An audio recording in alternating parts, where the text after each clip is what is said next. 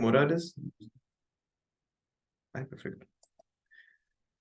Muchas gracias. Bueno, mi nombre es Eric Morales. Yo soy profesional en salud ambiental en la Universidad de Costa Rica y también trabajo en Costa Rica en labores de consultoría relativas. Y el día de hoy vamos a estar hablando acerca de la evaluación cuantitativa de riesgo aplicada a la salud ambiental. Para apoyar este proceso se encuentra María Paula Gamboa. Ella es estudiante de salud ambiental de la Universidad de Costa Rica y no sé si quiere presentarse. Buenas tardes, sí, yo soy María Paula, voy a estar ayudando, colaborando con las preguntas que ustedes tengan. Pueden ponerlas en el chat o pueden levantar la mano y yo voy a estar pendiente para hacerle llegar al profesor cualquier consulta. Y no, muy contenta de estar aquí con ustedes. Muchas gracias. Muchas gracias, María Paula. Y pues de mi parte también. Y como mencionó María Paula, cualquier pregunta no duden en externarla, la estaremos viendo.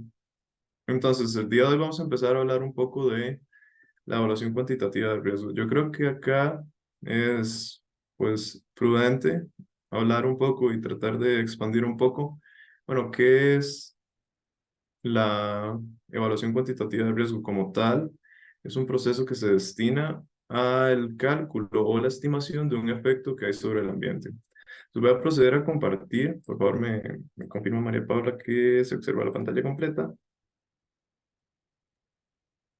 Sí, Sí. perfecto, sí se ve. Ok, muchas gracias. Entonces, hoy vamos a hablar, como les adelanté previamente, acerca de la evaluación cuantitativa del riesgo. Y vamos a hablar de una aproximación desde la salud ambiental. Esta distinción es importante dado que la evaluación cuantitativa del riesgo tradicionalmente se ha dividido por diferentes esferas. Tenemos tanto una evaluación cuantitativa de riesgo a riesgos ecológicos, ambientales y a la salud humana. La evaluación cuantitativa de riesgo de una perspectiva de la salud ambiental se centra principalmente en términos de la salud humana. Entonces, antes de empezar a hablar de qué es una evaluación cuantitativa de riesgo, creo que resulta conveniente definir qué es el riesgo. Entonces, en este punto me gustaría, si alguien tiene pues una idea clara o alguna noción de qué significa la palabra riesgo en sus palabras, no tiene que ser un concepto del libro como tal. Y siéntanse libres de hablar en cualquier momento.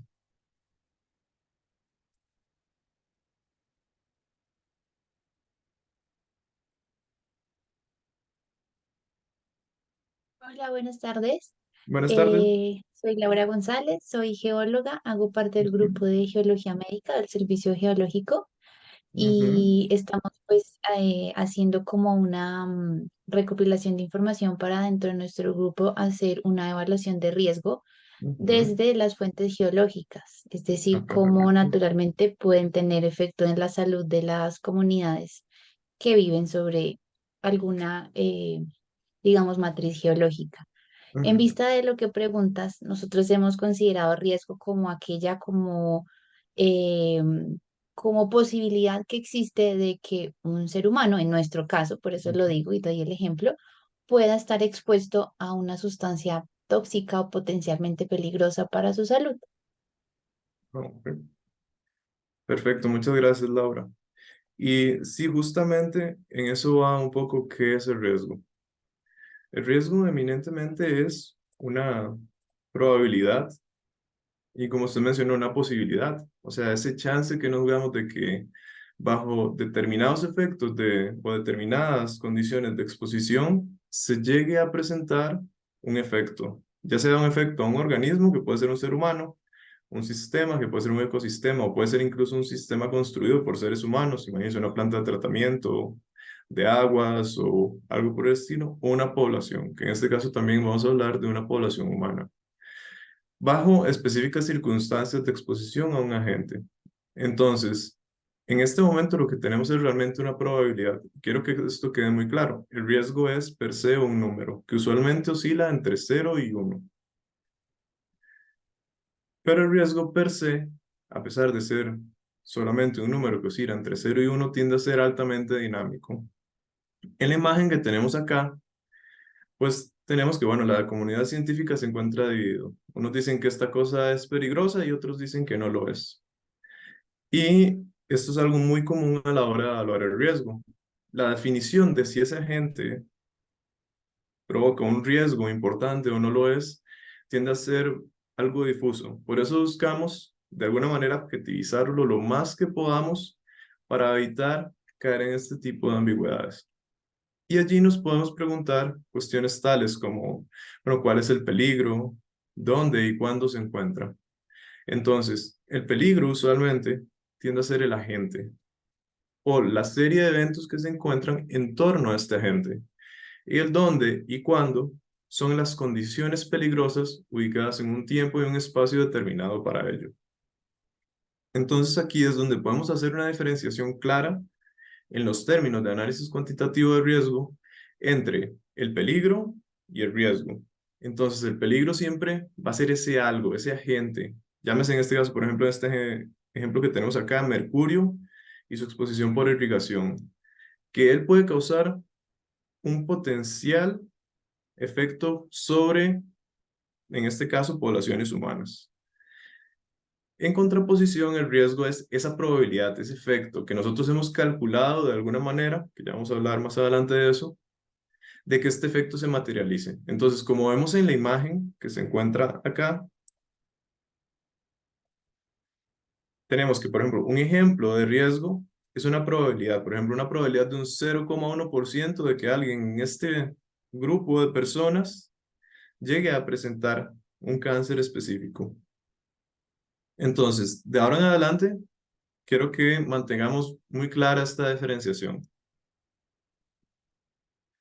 Entonces, en este caso, quiero hacer un ejercicio muy breve para diferenciar, bueno, cuál de estos es un riesgo y cuál es un peligro. Entonces, les voy a pedir, por favor, que me ayuden mencionándome uno por uno, yo se los voy a ir diciendo. Por ejemplo, presencia de trialometanos en el agua para consumo.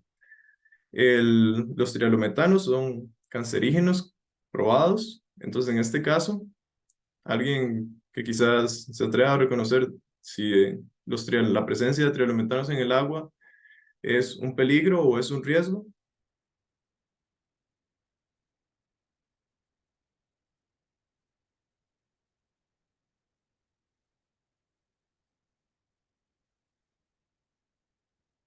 Vamos a ver, tenemos en el chat alguien, Víctor dice que es un peligro. Víctor dijo que es un peligro y creo Susan que... también. Ujú. Ok, perfecto. Ok, sí, tenemos definido, es un peligro. Muy bien. En efecto, es un peligro. Es una situación que puede causar un efecto, no es una medida. Vamos a ver el siguiente ejemplo. Uno de cada 1000 personas podría resfriarse. ¿Esto es un peligro o es un riesgo?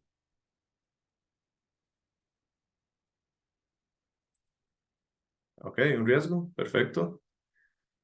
Entonces sí, resultado bastante claro. Un 10% de la población X. Ahí se cortó, es que un 10% de la población X presenta un efecto Y. Este sería, o sea, ese 10% que la población X presente el efecto Y, ¿sería un riesgo o un peligro? Ok, un riesgo, perfecto. Y finalmente, tenemos ahí una alta emisión de bioaerosoles con altas concentraciones de norovirus en una planta de tratamiento de aguas residuales. ¿Qué opinan de esta última? Ok, un peligro. Muchas gracias, Cindy. En efecto, es un peligro. Entonces, ya una vez teniendo clara esta diferenciación, que tal vez lo han notado, pero tiende a cruzarse mucho ambos conceptos a veces, y bueno, más bien muy frecuentemente tiende a confundirse un peligro o un conteo de peligros con un riesgo, pero recuerden en este caso que un riesgo es una probabilidad. Entonces, dicho esto, ¿qué es el análisis cuantitativo de riesgo? Y pues bueno, el análisis cuantitativo de riesgo per se es este proceso sistemático que vamos a llevar una serie de pasos que nos van a llevar a una estimación final de riesgo y a una caracterización de este riesgo. ¿Esto qué implica? Que no solo vamos a tener esa probabilidad, sino que esa probabilidad la vamos a dimensionar en términos de la población que estamos estudiando. En tal caso, la IUCEPA nos define que es un proceso destinado a calcular o estimar el riesgo. Este puede ser ya sea un organismo, un sistema o una población. ¿Y qué es lo que busca? Bueno, también no solo estima el riesgo, sino también determina fuentes de incertidumbre. Esto quiere decir cuáles son esos factores o esas variables que pueden desviar ese cálculo de riesgo de lo que realmente está sucediendo. O sea, lo que nosotros calculamos frente a lo que existe, lo observable versus la realidad. Podemos verlo de esa manera. Y para ello usamos diferentes métodos. Y tenemos así como factores que median la exposición de la gente. Llámese estos escenarios de exposición, la vía de exposición, etcétera, que ya vamos a hablar también un poco de esto. Y las características que se encuentran en torno a todo este proceso de exposición. Entonces, este es un esquema, no se preocupen, yo sé que no se ve muy bien, ya se lo voy a presentar de una manera más resumida. Este es solo un esquema del libro rojo del análisis de riesgo, que es pues uno de los primeros, pues, digámoslo así, escritos que sistematizan cómo se debe llevar a cabo este proceso, que nos da fase por fase qué es lo que debemos tener. Entonces lo que tenemos es un primer momento de formulación del problema y definición de objetivos.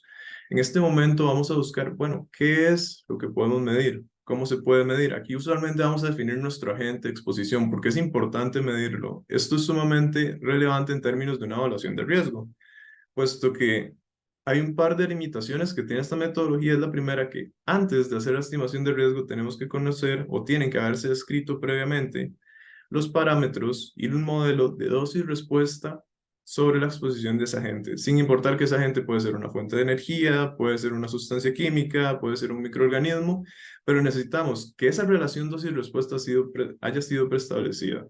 Posteriormente también esto tiene alguna relevancia social en el contexto en el que nos encontramos.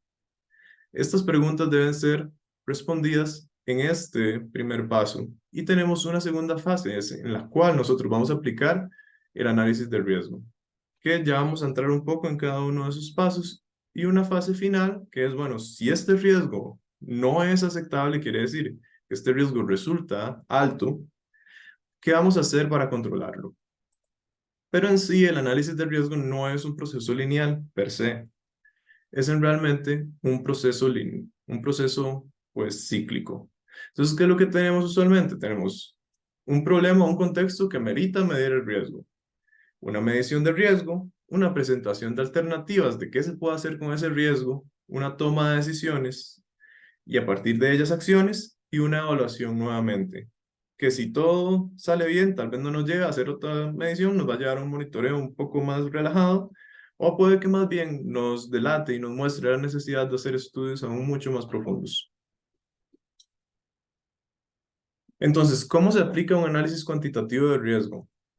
Y centrémonos en pues, el concepto de la salud ambiental. Y aquí me gustaría un poco que alguien me comente, pues bueno, ¿cuál es su visión o qué entiende por salud ambiental?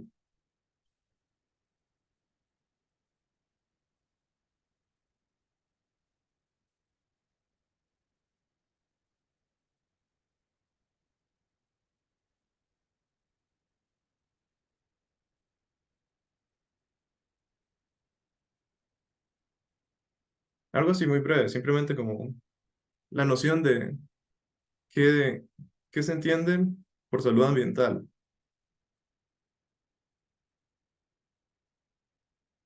Buenas tardes. ¿Puede ser la interacción entre el medio ambiente o los factores del medio ambiente con la salud de la población? Ujú. Perfecto, Susan, muchas gracias. Sí, es justamente eso. Ah, bueno, aquí en el chat tenemos más. Tenemos Víctor, que también este equilibrio entre ambiente, medio ambiente y la salud. Ok, sí, perfecto. Sí, es justamente eso. La salud ambiental realmente busca estudiar esta relación entre la salud humana y su ambiente. De alguna manera, como mencionaba Jean Lavelle, la salud de nuestro ambiente es un reflejo de... No, mentira, nuestra salud es un reflejo de la salud de nuestro ambiente, lo dije al revés inicialmente. Entonces, en este proceso, la evaluación cuantitativa de riesgo lo que va a buscar es, de alguna manera, mediante un cálculo de probabilidad, ligar esta relación entre la salud del ambiente y la salud humana, o la presencia de algún contaminante y la salud humana. Entonces, de manera general, el análisis cuantitativo de riesgos se estructura con este marco metodológico clásico. Tenemos un proceso inicial de identificación del peligro y tenemos posteriormente dos etapas paralelas que serían el análisis de la exposición, donde vamos a calcular la dosis del agente, el análisis de la dosis respuesta, que es donde vamos a calcular la probabilidad de que, dadas esas condiciones de exposición, se dé el efecto. Por ejemplo, la probabilidad de que se presente una infección bajo la exposición a un agente patógeno, o bajo la exposición, la probabilidad de exposición, perdón, la probabilidad de ocurrencia de cáncer, o cualquier otro efecto que nosotros podamos estimar mediante este proceso. Y finalmente, una etapa de caracterización del riesgo en la cual lo que vamos a hacer es un cálculo, pues, dimensional de qué implica este riesgo en términos de nuestro sistema, población u organismo. Todo esto es lo que engloba el proceso de investigación y posterior al mismo lo que tenemos es un proceso de manejo de riesgo para la toma de decisiones o la propia comunicación del riesgo en caso de que esto lo merite. Visto de otra manera, nosotros podemos hacer este marco general donde tenemos los pasos y las actividades concretas que podemos realizar en cada paso. Y aquí lo que tenemos es que usualmente, como les comentaba anteriormente, tenemos que controlar la incertidumbre. El método más popular para controlar la incertidumbre en procesos de análisis de riesgo es la técnica de simulación de Monte Carlo o procesos de, bueno, simulaciones de Monte Carlo con cadenas de Markov, que son procesos que básicamente nos van a permitir de alguna manera, bueno, de alguna manera no, artificialmente vamos a iterar o vamos a reproducir las mediciones que nosotros realizamos para tener un rango determinado en las funciones, dadas las fórmulas que nosotros tenemos en nuestros modelos de exposición, de dosis, respuesta y caracterización del riesgo. La etapa inicial de identificación de peligros, nosotros hacemos un proceso un poco que, si bien es también altamente cuantitativo, pero también tiene ciertos procesos mixtos en los cuales nosotros vamos a, por ejemplo, definir el agente de referencia que cumpla las características que hemos mencionado, o sea, que este tenga dosis y respuesta definida, modelos de dosis y respuesta definida y sus parámetros también para poder calcularlo. Vamos a determinar qué fuentes de información hay, primarias, secundarias, y cuáles son los factores que se encuentran en nuestro contexto que podemos medir y que pueden afectar las concentraciones o la intensidad con la cual se presenta ese agente en el ambiente. Posteriormente, lo que vamos a tener es un análisis de exposición. Aquí vamos a definir los escenarios, que ya vamos a hablar profundamente cómo son los escenarios. Vamos a definir la dosis, posteriormente vamos a calcular la probabilidad y finalmente vamos a hacer cálculos de probabilidad anual, porque inicialmente era una probabilidad puntual, y de años de vida ajustados por discapacidad. Y fuera de este proceso, se puede realizar un proceso de control de riesgo. Aquí es muy importante delimitar que el control del riesgo no tiende a ser una cuestión que haga propiamente el analista de riesgo. El analista de riesgo usualmente lo que hace es generar una información, incluso no genera usualmente las alternativas por las cuales esto se puede solucionar a los tomadores de decisiones. Entonces, en esta última etapa de caracterización del riesgo, debemos ser muy acuciosos en cómo la vamos a abordar. Ahora, vamos a ver cada uno de estos pasos por separado y vamos a ver ejemplos de su aplicación y pues cómo también eventualmente estos pueden aplicarse, sus ventajas y limitaciones a lo largo del proceso. Entonces, para empezar con ello, debemos plantear dos preguntas fundamentales. Bueno, ¿cuál piensa que es la aplicabilidad del análisis cuantitativo de riesgo y cuáles son sus posibles limitaciones? Entonces, en este momento, pues, su principal utilidad es que nos permite ligar una exposición ambiental con un efecto en salud. Y de allí deriva también su gran limitación.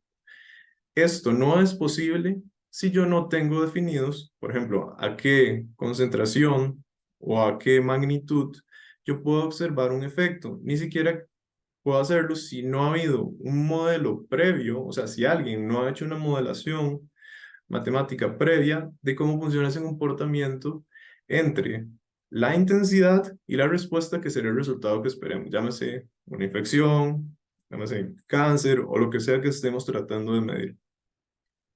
Entonces, considerando estos primeros supuestos, su gran utilidad se encuentra en que pues podemos captar cuestiones que un sistema de vigilancia epidemiológica tradicional quizás no podría captar. O lo haría de manera agregada. Por ejemplo, pensemos en las infecciones gastrointestinales. Se pueden registrar los casos de diarrea, que es algo que pasa mucho acá en mi país, en Costa Rica, se pueden registrar los casos de diarrea, pero no tenemos una estadística específica, o en algunos casos esta estadística no captó en cuál era la gente que provocaba esto. En vez, como una evaluación cuantitativa de riesgo, yo mediría a la gente y proyectaría cuál es la posible cantidad de casos o personas afectadas por este agente.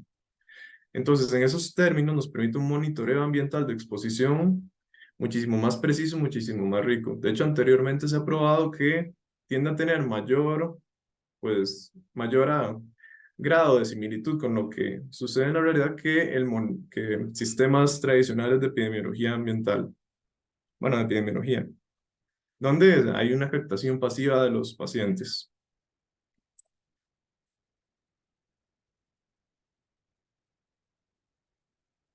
Entonces, aquí tenemos algunas de estas aplicaciones y pues una muy importante es monitorear y vigilar.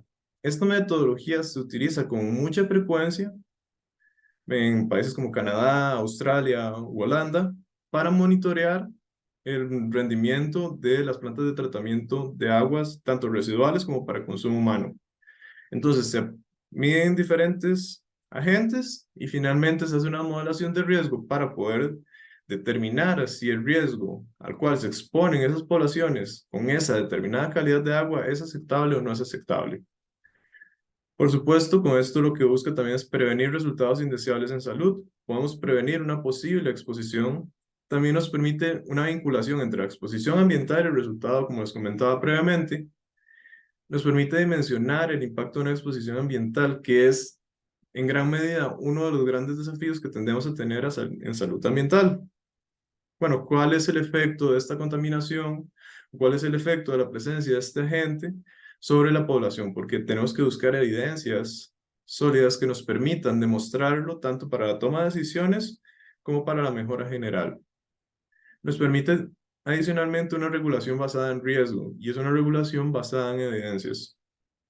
Acá hay pues muchos ejemplos, pero uno de ellos, imagínense por ejemplo aquí en mi país, en Costa Rica, uno de los parámetros que si bien entiendo la lógica por la cual se encuentra ahí, por ejemplo la temperatura, nos diría si el agua es aceptable o no para consumo.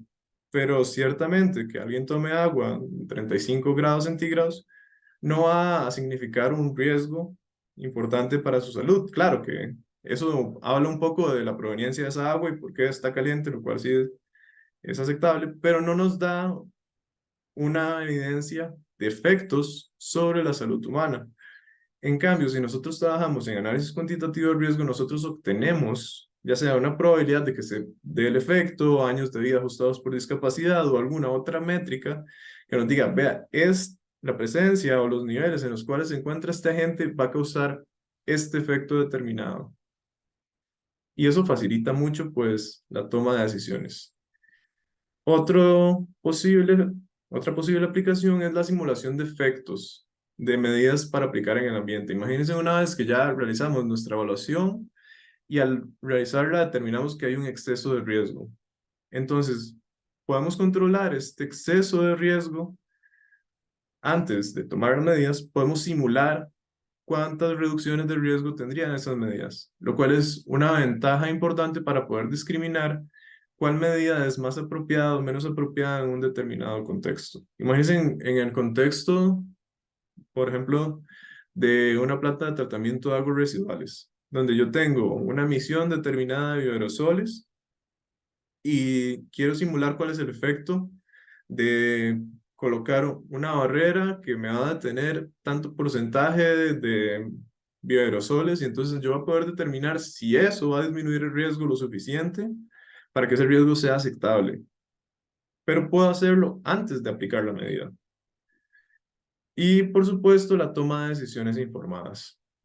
Entonces, en cuanto a sus limitaciones, bueno, como les mencioné anteriormente, no es aplicable si la dosis respuesta no ha sido definida.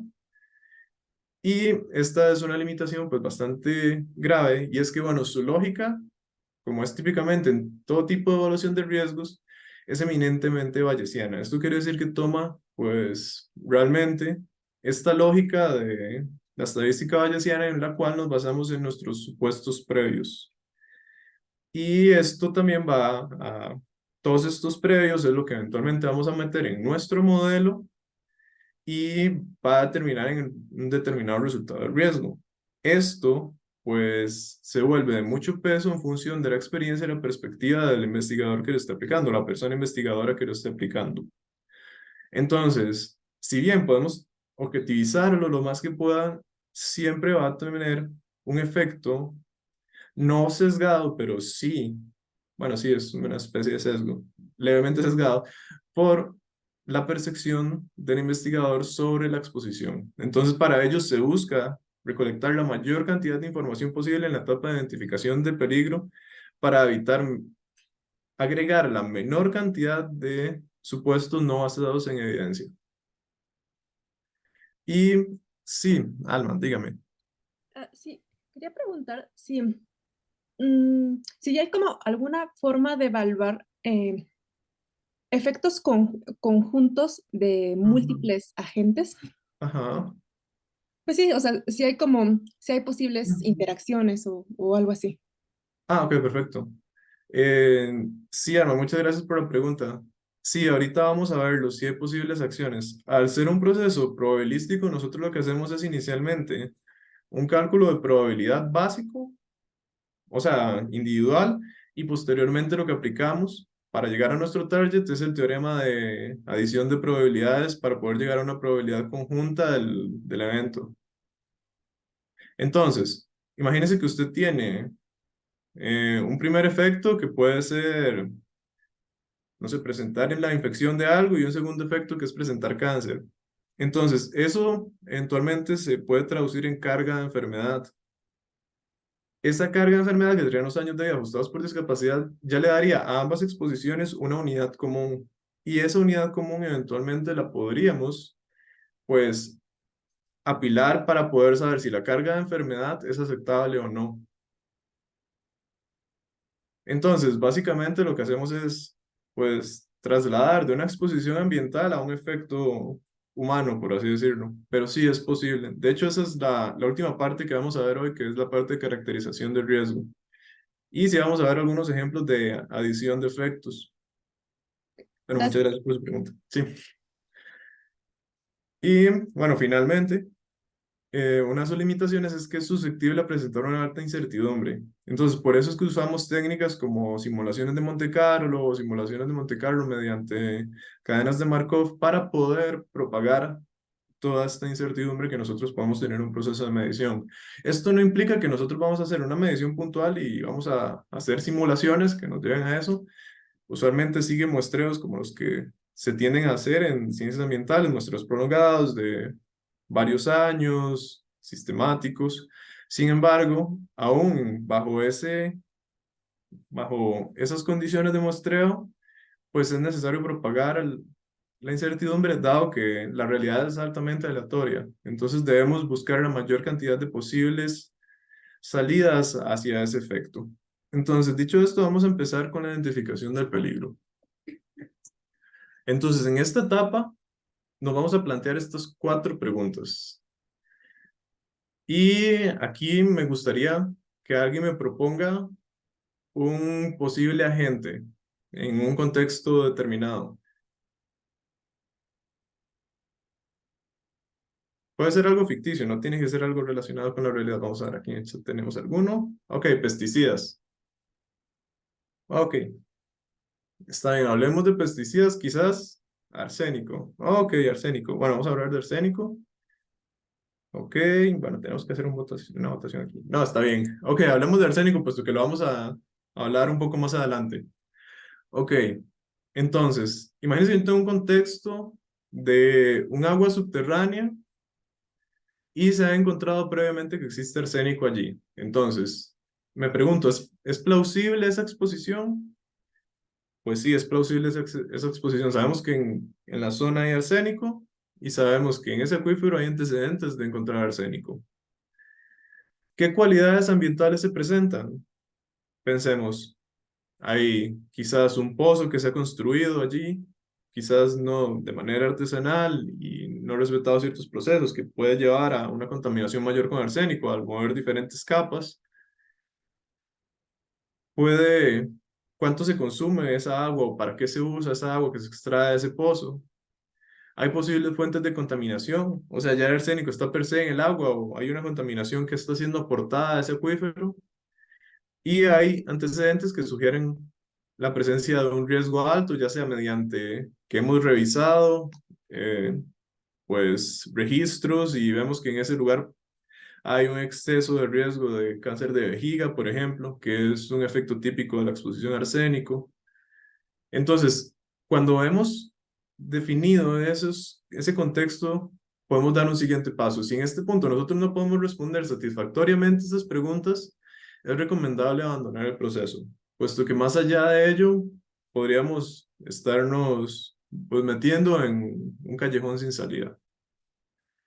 Entonces, ahora vamos a ver, bueno, un poco de la plausibilidad de la exposición. Debemos seguir esta ruta lógica los efectos. Entonces, nos preguntamos, ¿hay una fuente? ¿Cuál es esa fuente? Imagínense, de arsénico, ¿cuál es esa fuente? ¿Es la industria, el hogar, móviles, otros, o ya sea el origen natural, este origen geológico que puede tener la presencia de arsénico? ¿Cuál es la ruta por la cual este llega al ser humano? ¿Es mediante el aire? ¿Es mediante el suelo? ¿Es mediante el consumo de agua? ¿Es mediante los alimentos que se regaron con esa agua? Y finalmente, ¿cuál es la vía? ¿Es inhalación, ingestión, cutánea? ¿O es la combinación de alguna de estas? Y finalmente, si ya hemos cumplido con todo este marco lógico y hemos discriminado tanto desde la fuente, la ruta y la vía, y todos presentan una alta plausibilidad, ahí sí podemos proceder con nuestra evaluación de riesgo. Pues ahora vamos a ver 3 casos de esta primera parte de identificación de peligros de la descripción. Entonces, esta primera es de un estudio del cual realicé la exposición a 2 parásitos intestinales llamados Cryptosporidium y Giardia en un sistema de abastecimiento de Costa Rica durante el año 2017 y 2018. Entonces, veamos las características que van cumpliendo. Primero, es un sistema de abastecimiento que, pues, a ustedes se valga la redundancia, cerca de 70,000 usuarios. O sea, cerca de 70,000 personas toman agua de este lugar. Las captaciones se ubican en zonas tradicionalmente ganaderas y sabemos que en el caso de Cryptosporidium es altamente frecuente encontrarlo en el ganado. Hay antecedentes en este sistema de abastecimiento de contaminación microbiológica previamente. Otros estudios habían encontrado algunos organismos como Ascaris lumbricoides, que es esta la lombriz, que, bueno, no sé cómo se le conocería en otros lados. Nosotros en Costa Rica le conocemos como sí, como tener lombrices en el estómago. Y no hay una regulación para monitoreo de protozoarios en Costa Rica. En Costa Rica, protozoarios como Cryptosporidium o Giardia solo se miden si hay sospecha de contaminación. Eso es lo que nuestra legislación dice. Entonces, nosotros tenemos que presentar el efecto, o sea, tiene que enfermarse la gente y tiene que ser un brote masivo para poder decir, ah, sí, tenemos que medir a ver si eso viene del agua, en vez de realizarlo de manera proactiva. Vamos a ver un caso 2. Entonces, este caso 2 es de otro estudio que realicé, el cual es de exposición de Cryptosporidium y Giardia, los protozoarios que vimos anteriormente, enterovirus y norovirus, 2 virus gastrointestinales, en trabajadores de plantas de tratamiento de aguas residuales en Costa Rica durante el periodo 2020 y 2021. Entonces, bueno, ya se sabía previamente que estos organismos se encontraban en esas aguas residuales. Sabemos, al hacer una revisión exhaustiva, que hay condiciones que podrían sugerir que los trabajadores se están exponiendo directamente a las aguas residuales y por tanto presentan un riesgo de presentarlo. Y adicionalmente, pues hemos notado que en función de la cobertura, como pueden ver en el mapa que se encuentra en pantalla, a menor cobertura, menor pues apoyo tecnológico tienen los técnicos de cada una de esas plantas de tratamiento para poder evitar una exposición. Por ejemplo, en una planta grande casi todo es automatizado, pero en una pequeña gran parte de las labores son manuales. Entonces, esto es un panorama de descripción que nosotros decimos, bueno, con toda esta evidencia, sí puede ser valioso hacer un análisis cuantitativo del riesgo. Y tenemos un tercer caso, que este es exposición a arsénico en bajas concentraciones durante el proceso de irrigación. Esto es en Costa Rica. Estos datos fueron tomados entre el 2011 y 2012 y posteriormente, creo que fue en el 2020 o 2021, yo realicé los análisis para poder probar curvas de arsénico en bajas concentraciones, que un poco más adelante vamos a hablar de eso. Entonces, ¿qué es lo que tenemos? Tenemos la cuenca del río Purires, que es la que observamos acá en pantalla. Se realizaron aquí muestreos de manera mensual en 3 puntos entre septiembre del 2011 y agosto del 2012. Tenemos puntos altos, medios y bajos. Y entre todos los parámetros que se midieron, se midió arsénico. Y se encontró que existían, pues, arsénico en bajas concentraciones en ese lugar. Entonces, en este caso, bueno, particular, a pesar de que ya había pasado mucho tiempo, las actividades como la irrigación y dada la naturaleza geológica del arsénico, al menos en Costa Rica, pues podía meritar crear un modelo que se pudiese reproducir eventualmente para poder hacer análisis de riesgo con arsénico en otros escenarios. Entonces, una vez que hemos hecho este primer proceso, ahora vamos a pasar dentro de la identificación del peligro a la etapa de definición del agente. Entonces, ¿qué efecto provoca? Por ejemplo, los patógenos que vimos, la mayoría provoca diarrea, y en el caso de arsénico, tenemos que hay causalidad probada para diferentes tipos de cáncer, que son como pulmón, piel y vejiga. En el caso, pues, de riñones y asociación con enfermedad renal, no hay evidencia suficiente para poder determinar que hay una relación causal establecida. Si bien es cierto, sí se ha observado en algunos casos, pues asociación estadística no tenemos aún evidencia suficiente para poder modelarlo bajo esos efectos. Entonces nos limitamos a estos cánceres de pulmón, piel y vejiga. ¿Es la presencia de este agente un problema de salud pública? ¿Es un buen representante dentro de su grupo de agentes? Por ejemplo, dentro de contaminantes ambientales que yo puedo encontrar en el agua, ¿el arsénico es un buen representante? ¿O es un agente relativamente aislado y desconocido de todos los demás? ¿O en el caso de los patógenos, este representa bien lo que podría ser una exposición al riesgo biológico? ¿O por el contrario, no lo es? Y se conoce su relación dosis-respuesta. Esta es quizá la parte más importante. Si no se conoce esta relación dosis-respuesta, no se puede continuar con el proceso. Entonces, vamos a ver nuevamente, pues, un ejemplo con cada uno de nuestros casos de estudio. El primero, exposición a Cryptosporidium y Giardia en un sistema de abastecimiento de agua para consumo. Bueno, tenemos que tanto Cryptosporidium y Giardia son agentes causales de diarrea en seres humanos, y esto se encuentra pues, altamente probado. Tienen una baja dosis infectiva, por lo tanto, si se encuentran en bajas concentraciones, hay una alta probabilidad de que lleguen a generar un efecto. Son altamente resistentes al tratamiento de agua, Cryptosporidium más que Giardia, pero ambos, pues son capaces de soportar el proceso de desinfección. Por ejemplo, el proceso de desinfección de agua, que por ejemplo en mi país es con cloro, lo resisten a un punto que si esa agua se pone con esa concentración de cloro, ya no sería apta para consumo humano. Y ambos, pues, en el momento del estudio eran los parásitos con mayor prevalencia en América Latina, según revisiones previas que se habían realizado. Entonces, sí, este agente es un buen representante, es un problema de salud pública, y a diferencia de otros, como por ejemplo indicadores fecales como Escherichia coli o bacterias termoresistentes, no es un generalista, no es pues que pocas cepas van a provocar enfermedad. No, este es un patógeno probado. Entonces es un buen organismo centinela. Vamos ahora con nuestro segundo caso, que es el de exposición a Cryptosporidium y Giardia, enterovirus y norovirus en trabajadores de plantas de tratamiento de aguas residuales. En este caso, bueno, ya hablamos acerca de Cryptosporidium y de Giardia, y norovirus y enterovirus, pues básicamente cumplen las mismas características. Y aunque no son tan resistentes a la desinfección como Cryptosporidium y Giardia, sí lo son en gran medida.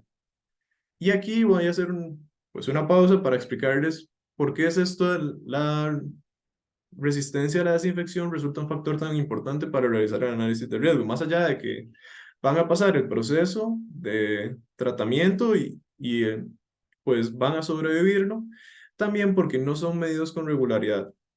En el contexto costarricense, con la medición de coliformes fecales y Escherichia coli, si hay ausencia a la salida de tratamiento, se considera que esta agua es apta para consumo humano desde una perspectiva biológica.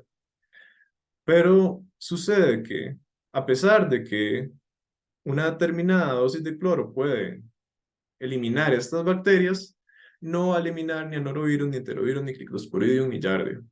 Por lo tanto, estos microorganismos podrían estar pasando desapercibidos tras el tratamiento.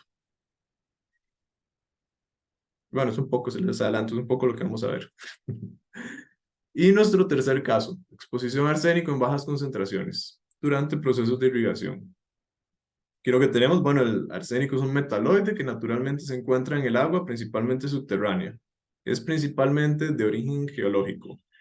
Es un cancerígeno probado y la exposición a arsénico inorgánico ya también se ha probado que puede causar cáncer de pulmón, vejiga y piel.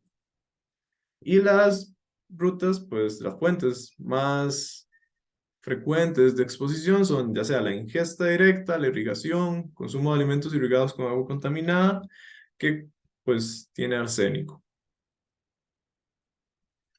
Entonces, una vez que ya hemos definido, o sea, ya definimos que esto es importante, ya definimos a nuestro agente, y ahora vamos a pasar a esta tercera etapa de la identificación del peligro y identificación de factores y ejemplos y eventos peligrosos. Entonces, primero, ¿qué factores del agente y eventos peligrosos son capaces de modificar la exposición?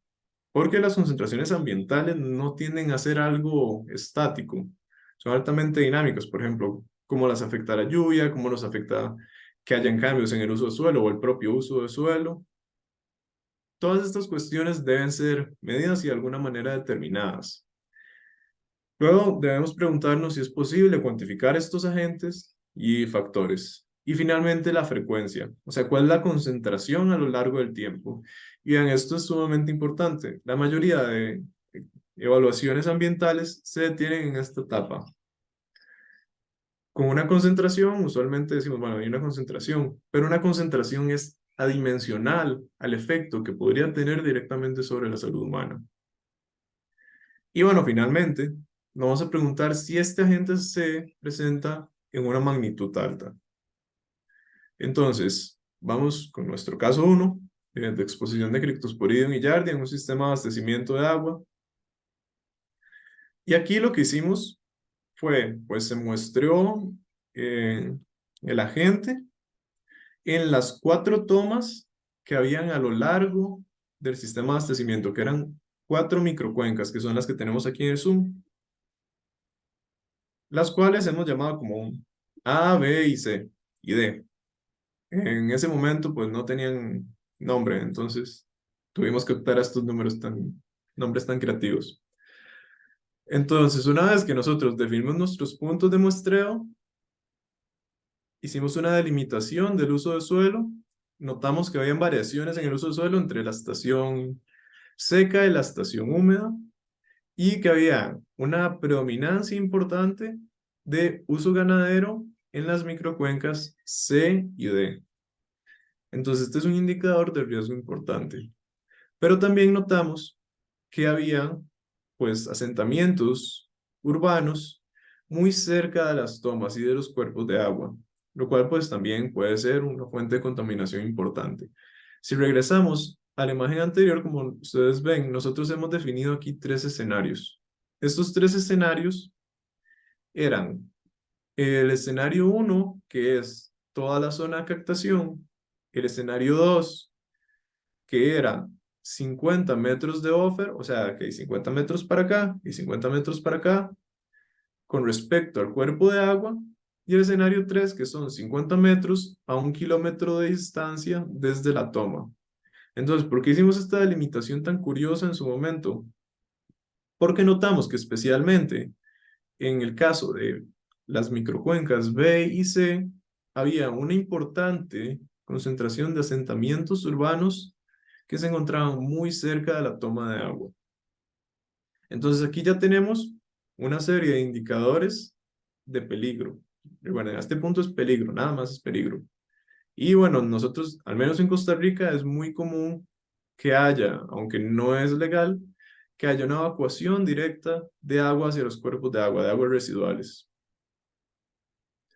Adicionalmente, también pues medimos los agentes. En este caso, pues utilizamos métodos no paramétricos y bueno, también métodos de supervivencia para determinar valores censurados, que son, lo que observan aquí en las líneas punteadas, son el límite de detección del método. Entonces, si pueden ver, hay líneas que sobrepasan estos límites, que claramente eso no lo medimos. Sin embargo, nosotros estimamos el probable rango que tendría esto utilizando métodos de supervivencia para análisis de datos censurados como estos, o sea, datos que están fuera de los límites de detección.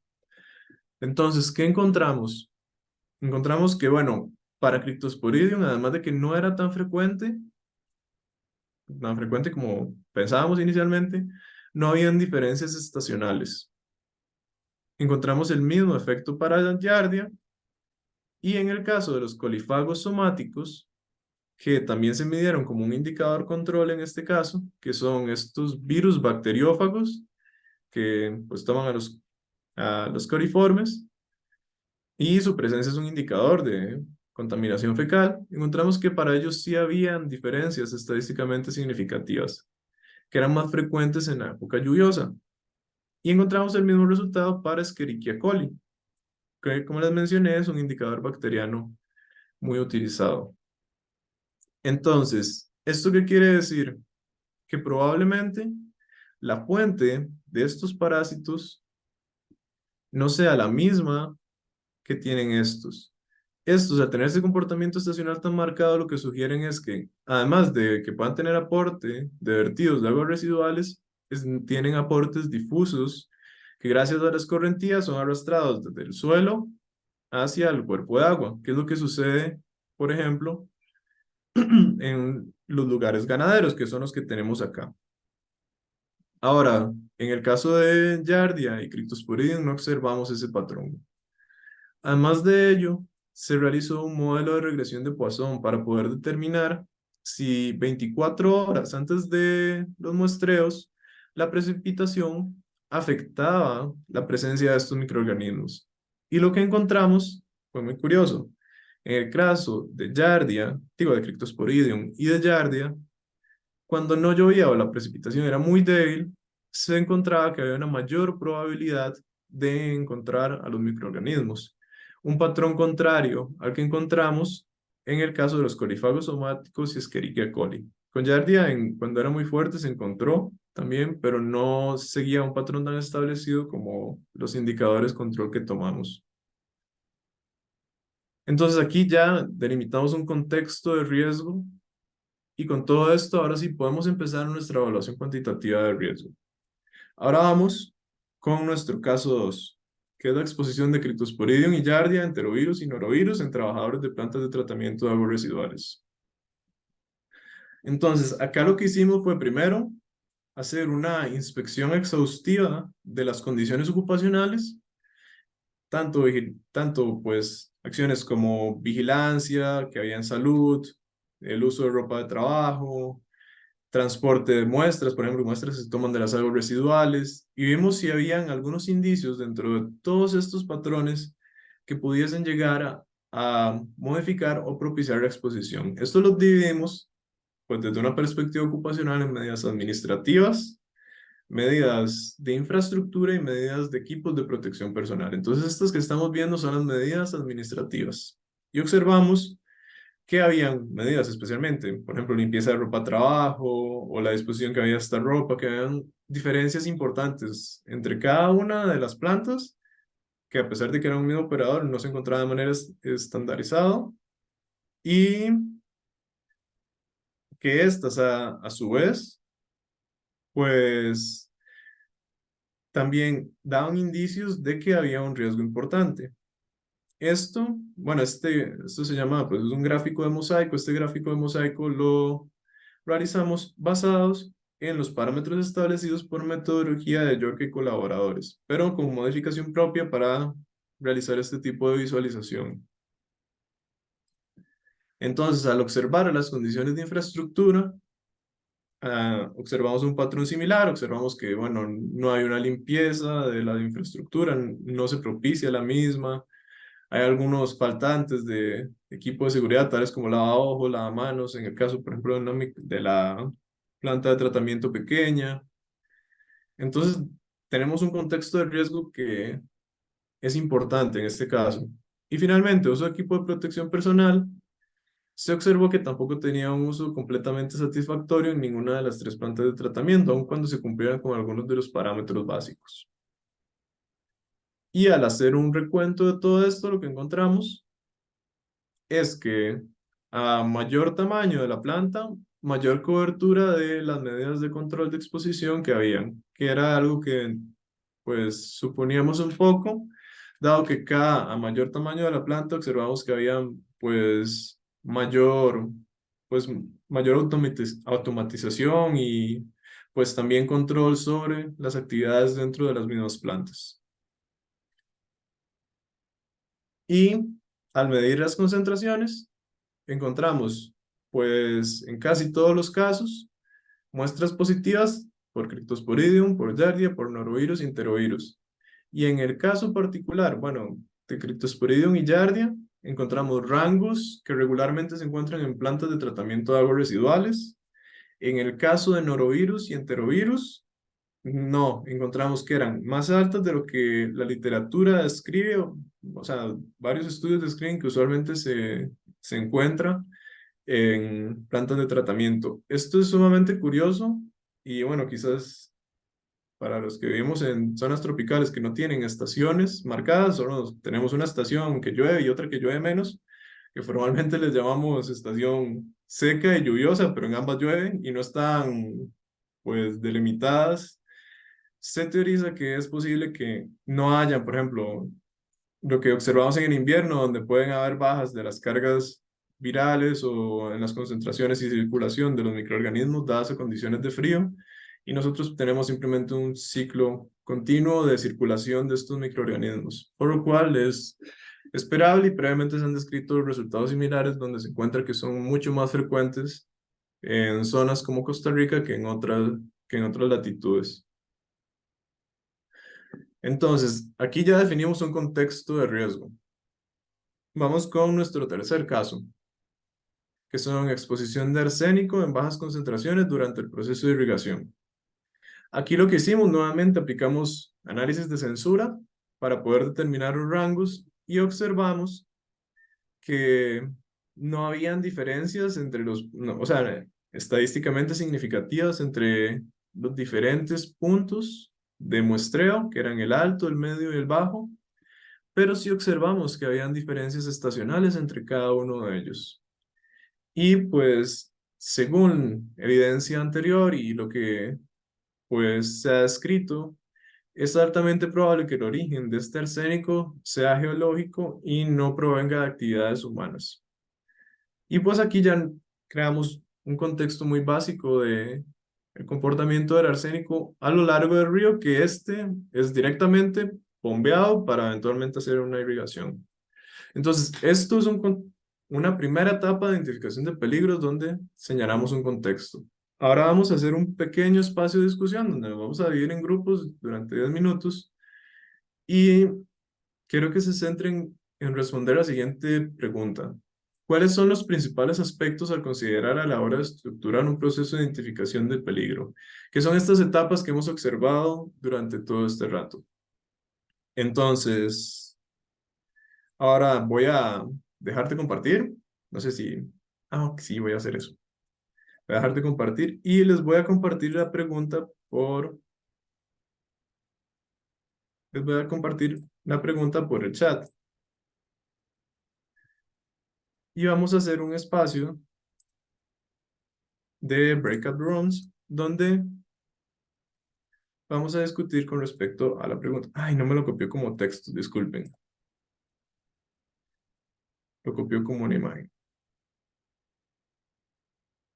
Ujú. Ok, lo voy a pegar como una imagen. No, pero, ¿Sí se profe, sí ve? se pegó arriba como texto, sí. Ah, ok, Sí se perfecto. ve. Perfecto, muchas gracias. Ok, entonces, sí, no sé si alguien antes de pasar a los breakout rooms tiene alguna pregunta o comentario.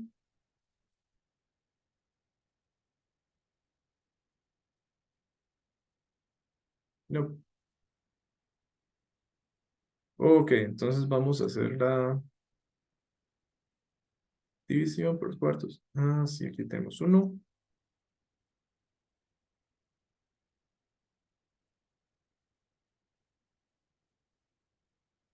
Sí, Natalia, dígame, ¿cuál sería su consulta? Ajá, aquí está. Ah, sí, claro, que es un análisis de censura.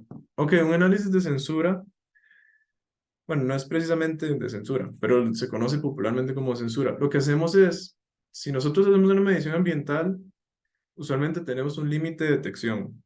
Entonces, imaginemos que yo estoy midiendo arsénico. Entonces, yo sé que después de, no sé, por ejemplo, 0,02 miligramos por litro, todo lo que esté abajo de eso yo no lo voy a detectar. Entonces, lo que hace un análisis de censura, que en este caso es un análisis de supervivencia con el algoritmo de máxima verosimilitud, de estimación por máxima verosimilitud, que puede variar, o sea, el algoritmo que se utilice varía en función de las características del set de datos.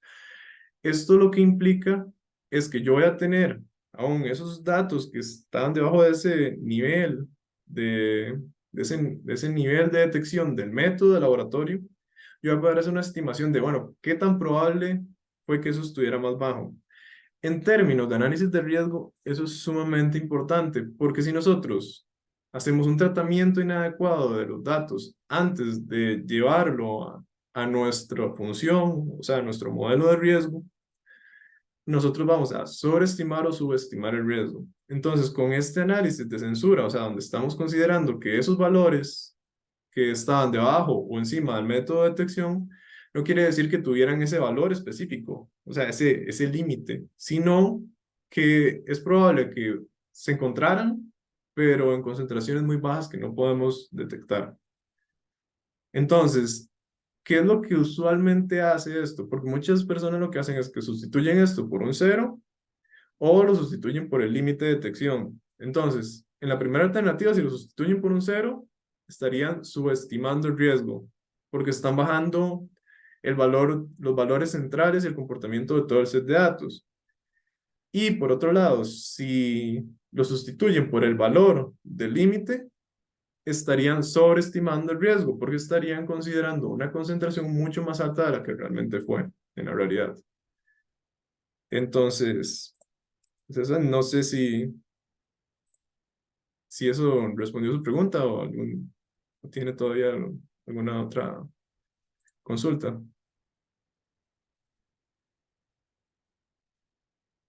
No, ok. Entonces, si gustan, pasamos a las salas de grupos. Entonces, en este momento somos 16. Ah, gracias. Somos 16. Entonces, voy a crear 3 salas y los voy a asignar manualmente. Vamos a tener un tiempo de 10 minutos.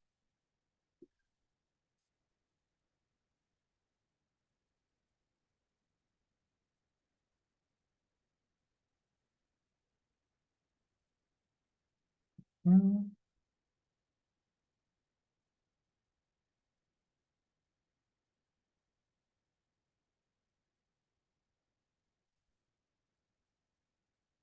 Y ya estamos. Entonces, tanto María Paula como yo vamos a estar rotando entre las salas. En caso de que tengan preguntas, ay, vi que Natalia está 2 veces, pero bueno, la asigné al mismo grupo, no importa. Entonces, vamos a estar rotando en caso de que tengan dudas y pues la idea es discutir de esta pregunta. Entonces, vamos a las salas y ya se les está abriendo. Ah, ya. Vamos a asignar acá. Ok, perfecto.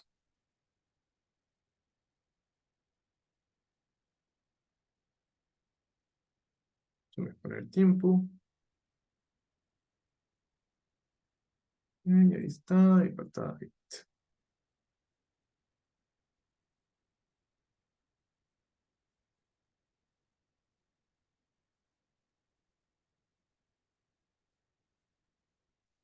Ok, listo.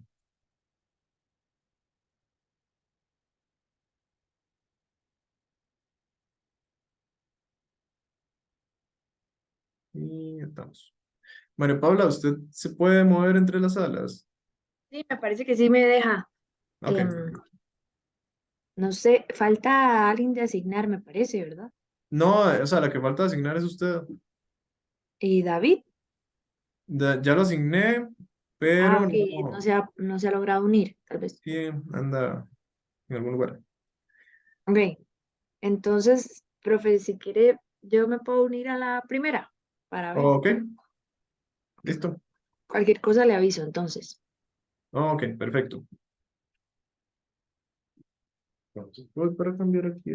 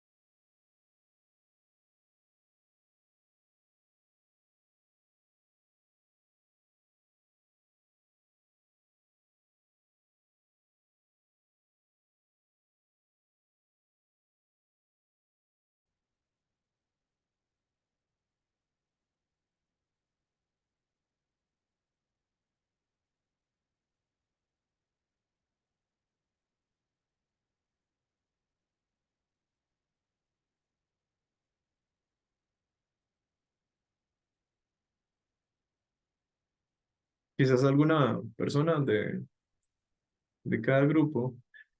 Bueno, un grupo, recuerdo que en la sala 2, o sea, 3, sé si quizás el grupo de Andrés, Felipe, le gustaría compartir un poco a qué conclusión llegaron. Bueno, lo que comentamos es como que lo que, como de los puntos principales es como la delimitación de un tiempo y espacio. Ujú. Otra sería, pues las concentraciones de la gente, que Ok, perfecto. existe información sobre la curva dosis-respuesta. Ujú, Considerar otros factores, mm, como por ejemplo la población vulnerable. ujú. Ok, perfecto. Sí, básicamente es eso, es, bueno, ¿cómo delimitamos nosotros esto en un espacio y tiempo determinado en el cual nosotros podamos eventualmente hacer un escenario de exposición en el cual podamos ya evaluar? Y justamente a eso es a lo que vamos a pasar ahora, que es el análisis de la exposición. Entonces, antes de pasar a esta parte, que ya delimitamos la identificación del peligro, y aquí es importante destacar que si en esta identificación del peligro no logramos tener pues una delimitación en el tiempo y en el espacio, ni tenemos concentraciones que puedan pues suponer que existe un riesgo alto en este lugar, no es recomendable seguir con este análisis de riesgo. Entonces, una vez que eso se ha cumplido, ahora sí podemos pasar a las siguientes etapas, que serían el análisis de la exposición, el de la dosis respuesta y la caracterización del riesgo. Entonces, lo primero es que estas tres etapas son realizadas mediante una aplicación de la técnica de Monte Carlo. Esto con el fin de propagar la incertidumbre. Entonces, ¿qué es lo que hacemos acá? Nosotros construimos una función, que esa función tiene nuestros modelos, y esa función la iteramos, o sea, hacemos que se repita artificialmente en la computadora para poder llegar a determinar pues, un efecto que naturalmente nosotros no hemos podido muestrear, por ejemplo, 10.000 veces, 100.000 veces, pero lo estamos haciendo artificialmente. Como ya se mencionó, bueno, tenemos que tener muy claro que existen los modelos dosis y respuesta de la gente en función. Y pues una cuestión sumamente importante es definir cuál es la herramienta que vamos a utilizar para hacer esta modelación de riesgo. Dentro de las más populares, dentro del área, y bueno, en general yo creo que en epidemiología y en ciencias de la salud son muy utilizadas también, son R y Python. Y bueno, la evaluación de riesgo es algo particular. Por ejemplo, nosotros podemos realizar un modelo de regresión lineal simple, típico, y muchos paquetes nos van a hacer este análisis. Es sumamente frecuente. Yo podría tener Excel, Stata, SPSS, Jamovi, lo puedo hacer en R, lo puedo hacer en Python. Puedo hacerlo básicamente, pues tengo una cantidad de opciones increíbles. Pero en términos de análisis de riesgo, esto es un poco más limitado, porque los modelos yo no los encuentro típicamente incorporados a los paquetes estadísticos que ya están pues armados. Entonces, para ello tenemos que usar ya sea R, Python o algún otro lenguaje de programación que nos permita, bueno, incluso en Excel se puede hacer siempre y cuando yo incorpore mis propias fórmulas y lo haga pues por mi propia vía, no con las fórmulas por defecto que ya nos puede proveer Excel. Entonces yo necesito hacer mi función a la medida y también mi análisis de Monte Carlo a la medida, porque de caso contrario no lo podré hacer. De mi parte, yo pues le recomiendo, pues realmente que no solo es para análisis de riesgo, sino de manera general, pues para hacer sus análisis utilicen una de estas herramientas. Porque por un lado, una vez pues que se supera esta curva inicial de aprendizaje, ya ustedes pues tienen una capacidad para reproducir y modificar sus análisis de datos como ustedes quieran. Además de que tiene una trazabilidad mayor al haber generado un código y este código yo lo puedo revisar parte por parte, puedo desglosar el análisis como yo lo hice. da pues un resultado muchísimo más rico que lo que podríamos tener con un paquete estadístico cerrado. Y pues a pesar de que son libres, o sea, son gratis ambos, cuentan con pues amplias comunidades pues, de personas que construyen sus paquetes o dan soporte o pueden responder sus preguntas y muchos paquetes que son pues funciones que pueden agilizar mucho este proceso de análisis, que no es que yo tenga que empezar a programar todo desde cero realmente.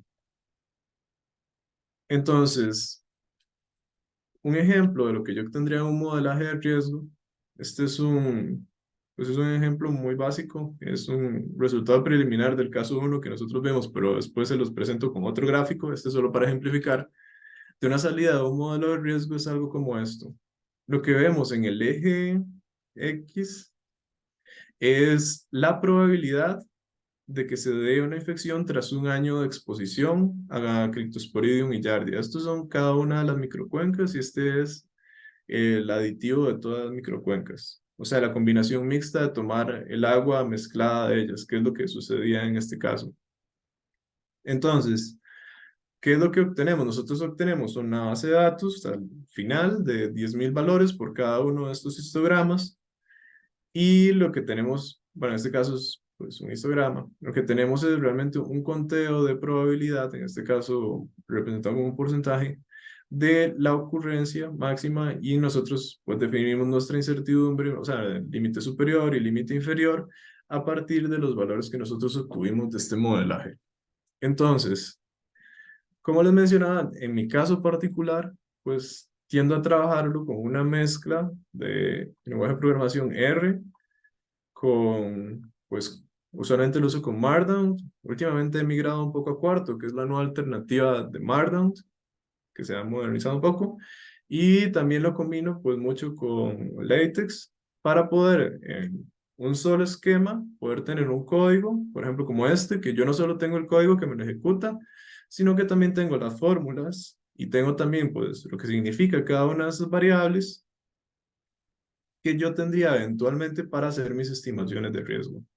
Entonces, en ese caso, yo lo que estaría haciendo realmente es, pues, un marco metodológico reproducible, pero al mismo tiempo que si yo sé que es mejorable, lo puedo mejorar. Y pues, como se observa aquí, bueno, esto es como el outline, que es donde yo puedo seguir y trazar todo lo que estoy observando, lo que he hecho. Entonces, donde yo puedo también irme moviendo en las diferentes partes del análisis y demás. Entonces, yo de verdad les insto pues, a tratar de optar por utilizar este tipo de herramientas que son realmente muy ricas en términos metodológicos. Entonces, dicho esto, vamos a pasar al análisis de la exposición. Entonces, el análisis de la dosis... Ay, perdón, ahí es análisis de la exposición, no dosis respuesta. El análisis de la exposición se basa de dos simples pasos. A diferencia de la identificación del peligro, que eran un montón de pasos, aquí tenemos dos simples pasos. Uno, definir los escenarios de exposición y otro, estimar la dosis. Entonces, los escenarios de exposición es primero, pues son las condiciones en términos de eventos asociados en tiempo y lugar, tal como mencionaron anteriormente. De hecho, hicieron una lectura muy adecuada de lo que realmente es. Y esto lo que hace es explicar cómo se da el proceso de exposición. ¿Por qué es importante? Porque después yo voy a calcular la dosis por cada uno de estos escenarios de exposición, sea cual sea que yo defina. Entonces, vamos a ver un ejemplo de escenarios de exposición del caso 1, que era el de exposición a sistemas, a Cryptosporidium y Giardia en un sistema de abastecimiento. Entonces, los escenarios de exposición previamente definidos eran, pues, tomar agua de cada una de las tomas que se habían definido en esas microcuencas y el efecto combinado de ellas. Para contarles un poco el contexto de esta planta de tratamiento, la planta de tratamiento a veces tomaba tal vez un 80% de esta fuente y el resto lo complementaba con las otras, o a veces más bien tomaba todo de esta fuente y a veces lo complementaba con otras, o a veces simplemente lo combinaba todo indiscriminadamente. Y pues a la hora de tratar de considerar con los operadores, bueno, cuál es la proporción o si tienen alguna medida de esto o algún registro, pues no lo tenía, simplemente era una persona que veía en función de cuánta agua iba llegando y abría y cerraba una llave. Entonces, hubo que adaptar un poco el modelo y el diseño del estudio a estas particularidades. Que usualmente, bueno, lo que tenemos es que la gente tomaba el agua tratada de estas microcuencas. Vamos a nuestro caso 2. En este caso, definición de los escenarios de exposición tuvo que ser un poco más acuciosa. En este caso, lo que se hizo fue observar el perfil de personas que ingresaban a cada una de las plantas, observar también sus periodos de estancia y la frecuencia de días que se encontraban durante un año. Y lo que se definió es que, bueno, había 3 posibles escenarios de exposición. El escenario 1, que era el más importante, eran las personas de operación, que estas personas hacían labores de inspección, monitoreo y soporte al mantenimiento dentro de las plantas de tratamiento de aguas residuales. Ellos se encontraban dentro de la planta entre 3 y 4.5 horas al día, de lunes a viernes, y durante el año se encontraban entre 173 días y 185 días. Entonces, en el escenario de mantenimiento 2 hicimos pues un ejercicio similar. Acá lo que manejamos es, bueno, igual ellos hacían un soporte esporádico, por ejemplo, se descomponía una máquina, tenían que ir a arreglarla, o también eran quienes cortaban el césped, o las personas que contrataban pues, de empresas externas al operador para hacer trabajos, y ellos, pues cuando iban, se encontraban de 3 a 6 horas, y durante el año se encontraban de 12 a 36 días. Y finalmente teníamos a visitantes, que eran principalmente pues, personas visitantes que iban a ver la planta, estudiantes e investigadores, que tenían un acceso infrecuente. Ellos estaban entre media hora y 3 horas cuando iban, y usualmente visitaban la planta de 3 a 12 días al año. Entonces, esto es una definición de los escenarios de cómo se da la exposición. Posteriormente vamos a calcular la dosis para cada uno de estos. Luego tenemos nuestro caso 3 de exposición a arsénico a bajas concentraciones durante el proceso de irrigación. Y acá lo que tenemos es, bueno, principales actividades que hay en la zona de cultivo de hortalizas y vegetales y ganadería. En esta zona es sumamente frecuente que usen este cuerpo de agua para irrigación de este tipo, como la que se observa en la imagen. Entonces, lo que nosotros tenemos allí es una persona que bombea el agua directo del río, empieza a irrigar, y debajo de esta pluma de aerosoles, esta persona está trabajando y haciendo sus labores regulares, como de hierbar o haciendo huecos de algún tipo o otra cuestión de labores agrícolas. Y se determinó que la mayoría de estas personas pues eran hombres con una edad promedio de 52,4 años. Esto según el censo agropecuario que se realizó en Costa Rica durante este periodo. Entonces, de esta manera ya definimos en los 3 casos cómo se exponen las personas. Y una vez que hacemos eso, pues partimos a la estimación de la dosis. Entonces, esto es simplemente la dosis que se recibe de la gente en un periodo determinado de tiempo. Y pues, esta dosis usualmente encontramos la magnitud en una concentración de algún tipo. Aquí les puse algunos ejemplos. Por ejemplo, miligramos por litro es típico lo que tenemos de una sustancia química, o quistes por litro, por ejemplo, lo que tenemos de un parásito como Cryptosporidium, copias genómicas por litro, es lo que usualmente tenemos, por ejemplo, de virus, como enterovirus.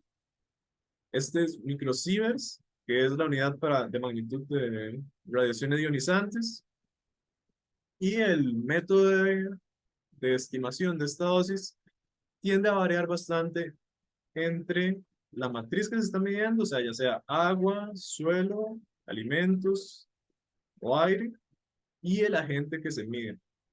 No es lo mismo una estimación, por ejemplo, de radiaciones que una de parásitos. Tienen particularidades muy diferentes. Entonces ahora les voy a enseñar, al igual que en las veces anteriores, pues 3 ejemplos en cada uno de nuestros casos.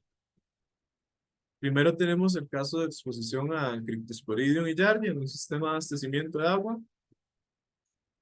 Y en este caso, lo que se hizo fue pues, un análisis primero de las concentraciones que obtuvimos, un análisis de probabilidad binomial negativa para poder determinar la probabilidad de encontrar el microorganismo en las condiciones de exposición que teníamos. Y con esta probabilidad de encontrarlo, definimos la dosis. Entonces, la dosis acá lo que hacíamos es, pues, la concentración probable multiplicado por las reducciones, multiplicado por las reducciones teóricas del... Ah, no, mentira, disculpen. Esta R es la recuperación del método. Y estas son las reducciones, multiplicado por el volumen de agua que ingerían las personas. Este dato lo obtuvimos de un estudio de nutrición que se había hecho en la zona, en ese caso. Entonces ya estaba muy bien determinado cuánta agua tomaba una persona por día. No solo ingestión directa, sino también, por ejemplo, que lo tomaba en frescos que hacían caseros o el agua que consumían en otros alimentos de agua no hervida. Y entonces a partir de ello determinamos una dosis. Ahora vamos con nuestro caso 2, que es el de exposición laboral a estos agentes microbiológicos en los trabajadores de plantas de tratamiento.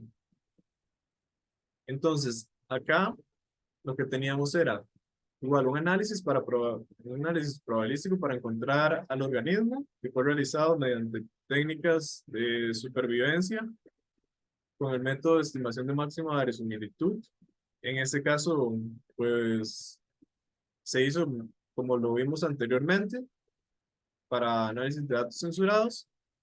Y acá la dosis se veía compuesta por la concentración del microorganismo, que en este caso eran, por ejemplo, Cryptosporidium y Giardia, eran número de oquistes, que es la forma infectante de este organismo, por litro.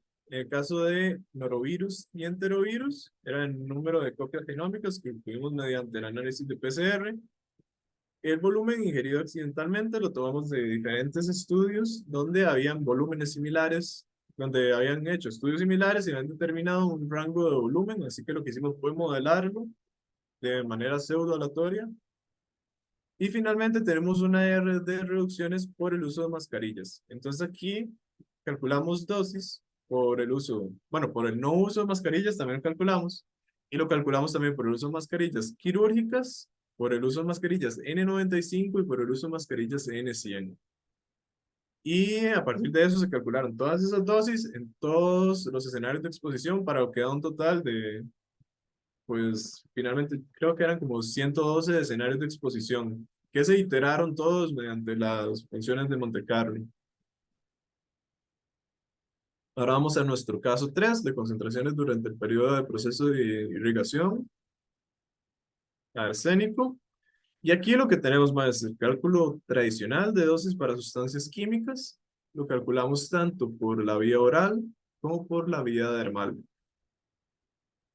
Aquí, bueno, en la vía dermal tiene ciertas particularidades donde debe considerar cuestiones como la fracción de área de la piel que se encuentra expuesta, la constante de permeabilidad de la piel, cuánto es posible absorber, entre otras. Y bueno, este sí es en realidad el cálculo de la dosis que tendríamos finalmente. Entonces, vean las diferencias que hay entre cada uno de ellos.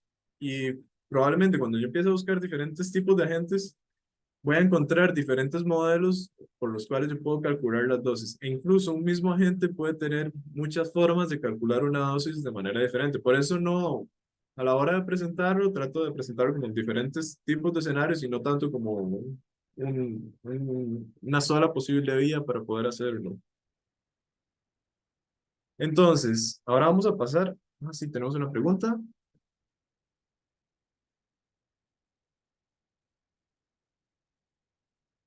Ah, sí, claro. Entonces, bueno, la cuestión es que realmente el comportamiento, bueno, tanto la vía como el comportamiento de la gente para ingresar al organismo son diferentes. Voy a dejar de compartir para explicar eso. En el caso de los microorganismos, que son los virus y los parásitos que vimos aquí, ellos, por ejemplo, si usted los inhala, no va a salir nada, ellos simplemente van a eventualmente morir en pulmones, porque no es su vida, a menos de que accidentalmente o de alguna manera muy extraña pasen de pulmones a la vía digestiva, pero es algo que muy raro, realmente muy raro. Y ellos tampoco van a ingresar al cuerpo por absorción dermal, ellos no tienen ese mecanismo de ingreso al organismo. Entonces, básicamente la única forma en la que pueden ingresar es mediante ingestión directa, o sea que yo tomo un vaso de agua y, y pues esté en este vaso de agua y yo lo ingiera, o mediante ingestión accidental, que es que pequeñas gotas que estén en el aire ingresen ya sea a mi boca o mediante vías respiratorias lleguen a esa tráquea y que eventualmente lleguen al sistema digestivo. Esas son las únicas maneras. En el caso de arsénico, sí, el arsénico puede ingresar por piel, puede ingresar por pulmón y puede ingresar también por vía digestiva. Entonces, eso es como una particularidad, pero también el comportamiento de dosis que hay entre una sustancia química y un microorganismo es muy diferente. De hecho, la exposición a microorganismos tiende a ser muchísimo más azarosa, por así decirlo, que la que podríamos tener con una sustancia química. Conforme va aumentando, yo presento efectos. Con microorganismos tiene un funcionamiento bastante diferente. Pero la lógica es la misma. Lo que yo finalmente llego es a una magnitud de, bueno, cuánto es lo que estaría consumiendo. Y bueno, con eso vamos a la siguiente pregunta. Y espacio de discusión. ¿Tenemos otra pregunta? Ah, ok, con todo gusto. Entonces, ahora quiero que en los breakers, en este caso los voy a dividir solo en dos para que tengan mayor espacio de interacción. Vamos a hablar, bueno, ¿cómo estructuraría usted un análisis de exposición? Y es, bueno, que planteen entre todo el grupo un posible escenario de exposición y una posible dosis que les gustaría medir. Al igual que la vez anterior, son 10 minutos de discusión y posteriormente regresamos a la sala a discutir un poco al respecto. Entonces, voy a proceder a hacer los grupos.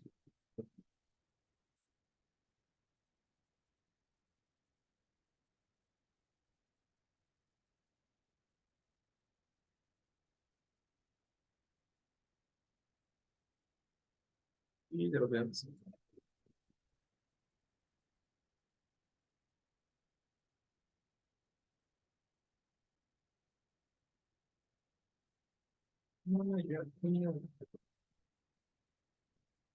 Ahora sí va a asignar a Juliet. Bueno, ahí eventualmente usted lo pasaré.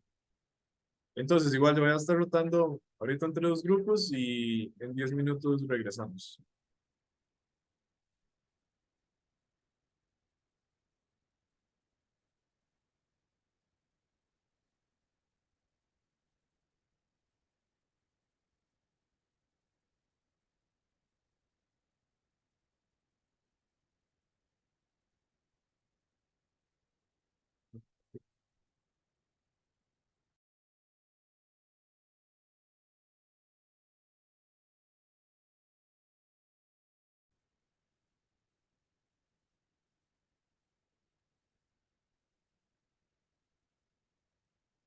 Ok, perfecto. Entonces, si gustan, podemos continuar. Antes de seguir, María Paula tenía un breve aviso para ustedes. Entonces, María Paula, adelante. Sí, era para decirles que cuando finalicemos con el curso les vamos a estar pasando un enlace de asistencia. Entonces que por favor todavía no se desconecten. Falta un poquito más y les mando el enlace por el chat de acá para que puedan anotarse. Muchas gracias. Perfecto, muchas gracias, María Paula.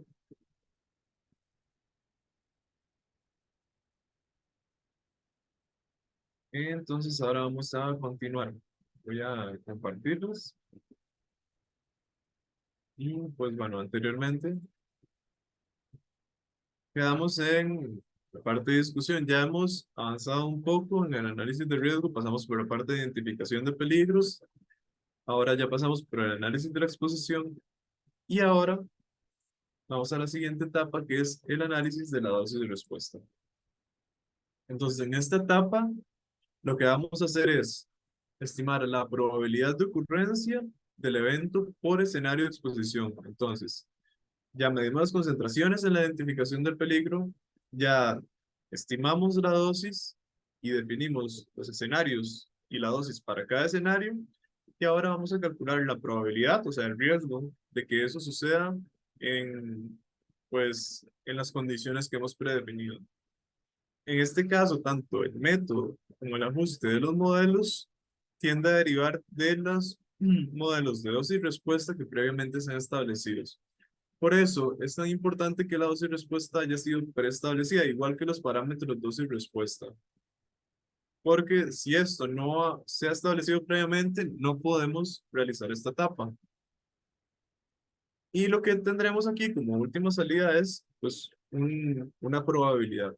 Entonces, vamos a ver cada uno de los casos y una salida de probabilidad, al igual que en la etapa de dosis, no hay un solo modelo y no hay una sola fórmula. Este depende de cada organismo, incluso de las circunstancias y las características del set de datos acerca de la gente que tengamos, por lo cual es sumamente variable. Entonces vamos a ver este primer caso con Cryptosporidium y Giardia, en el cual, vean, por ejemplo, este es un ejemplo de modelo pues bastante clásico de probabilidad de infección bajo un modelo exponencial de riesgo para Cryptosporidium y Giardia. Entonces lo que tenemos es simplemente pues el número de Eudred y este sería pues el exponencial de los parámetros dosis respuesta de Giardia y la dosis que sería esta de, que sería la dosis que calculamos anteriormente. Entonces, estos parámetros dosis respuesta se modelan en en nuestra función de Monte Carlo con una probabilidad triangular con los parámetros dosis respuesta que se han establecido pues previamente de estudios clínicos, donde sabemos que, pues bueno, que esos son los que dan el ajuste de la curva para que podamos tener una probabilidad de ocurrencia del evento a una dosis determinada. Entonces, como pueden ver, hay variaciones entre Cryptosporidium y Giardia. Y adicionalmente, en este caso, aplicamos el teorema de adición de probabilidades. Las probabilidades tienen una serie de diferentes teoremas y pues en esta parte nosotros aplicamos algunos. Para ello, aplicamos el de la probabilidad combinada para no solo obtener la probabilidad individual de infección de uno de los organismos, sino de los dos organismos juntos.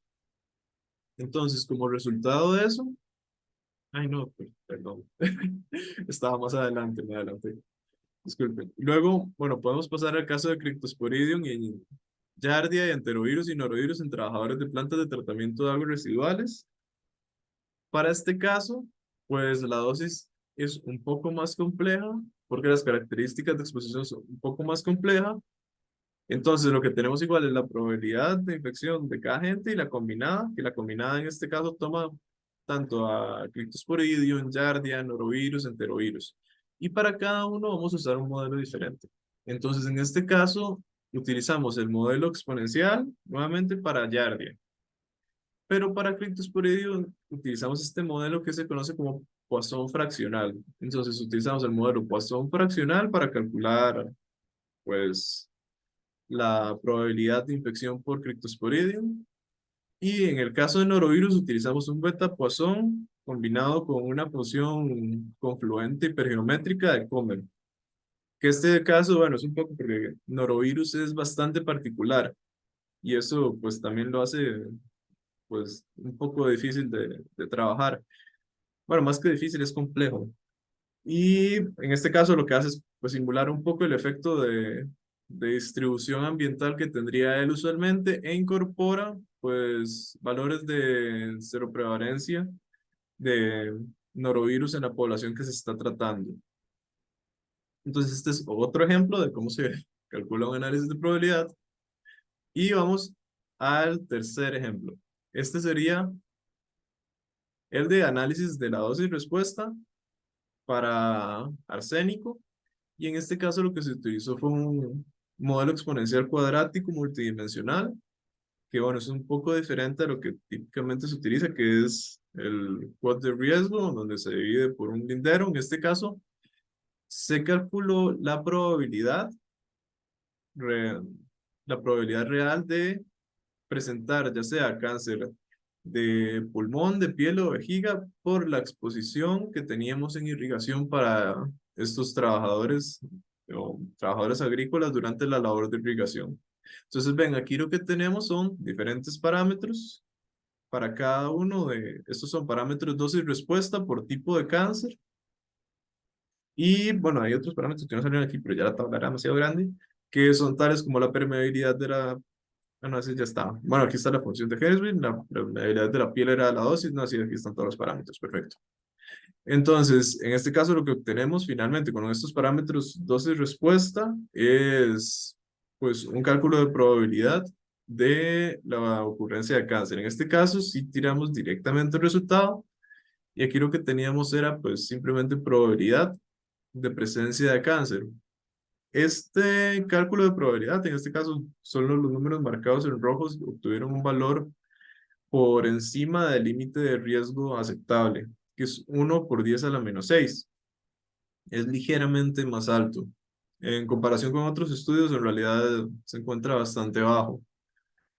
Entonces, estos son solo 3 posibles ejemplos de cómo se calcula la probabilidad de que se dé el efecto. Como pueden ver, es algo bastante diverso y depende en gran medida de la gente. Entonces, cada caso de exposición ameritaría pues tanto una revisión exhaustiva de cuál es el modelo más apropiado para las características del estudio que ustedes estarían manejando. Y aquí vamos a hacer un espacio de discusión bastante cortito acerca de la dosis respuesta. Acá tenemos pues 3 métodos alternativos y vean que, por eso puse esta tabla en esta parte final, creo que obtenemos finalmente es una probabilidad. Yo podría traducir esto como 1,2 personas por cada millón de habitantes, si quisiese. Usualmente lo vemos en esta notación logarítmica, que es lo que se tiende a presentar con mayor frecuencia. En consideración de ello, a mí me gustaría, pues, que discutamos brevemente si este enfoque de análisis de dosis y respuesta aplicado a la estimación del resultado, ya sea por ejemplo infección o presencia de cáncer, es una alternativa viable a estudios tradicionales en epidemiología ambiental. Y aquí me gustaría que tomen tanto pros y contras. O sea, quizás por qué sería conveniente y por qué sería inconveniente. Entonces, esta vez voy a proceder a compartirles la pregunta en el chat antes de hacer los grupos.